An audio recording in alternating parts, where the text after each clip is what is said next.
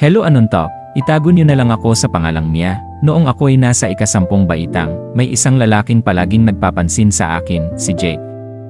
Mula sa simpleng pang-aasar hanggang sa pagsabay sa akin pauwi, hindi siya nawala sa tabi ko.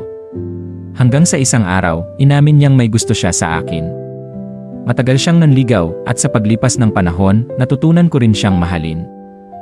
Pagsapit ng ika-11 baitang, mas lumalim ang relasyon namin. Masaya kami, puno ng pangarap para sa isa't isa. Pero isang araw, nagulat ako, 2 guhit ang lumabas sa pagsusuri ng pagbubuntis. Hindi ko alam ang gagawin ko. Natakot ako, lalo na nang malaman ng pamilya ko. Galit sila, lalo na ang aking mga magulang. Gusto nilang panagutan ni Jake ang nangyari, pero siya mismo ang naunang lumayo. Bigla siyang nagbago. Ang dating lalaking nangako ng habang buhay ay biglang hindi na sumasagot sa aking mga tawag at mensahe. Hanggang sa nalaman ko, may iba na pala siyang nililigawan, habang ako, mag-isang nilalaban ang bagong buhay sa sinapupunan ko. Ngayon, ako'y isang ina, hindi madali, pero hindi ko ito pinagsisisihan.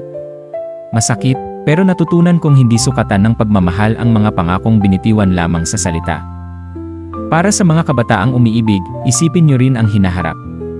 Hindi masamang magmahal, pero huwag kalimutan ang sarili mong pangarap. Ano sa tingin nyo? Tama bang habulin ko pa siya? O mas mabuting ituloy ang buhay ko nang walang hinihintay na pagbabalik? Bigyan natin ng payo ang ating sender sa pamamagitan ng pagkomento sa ibaba.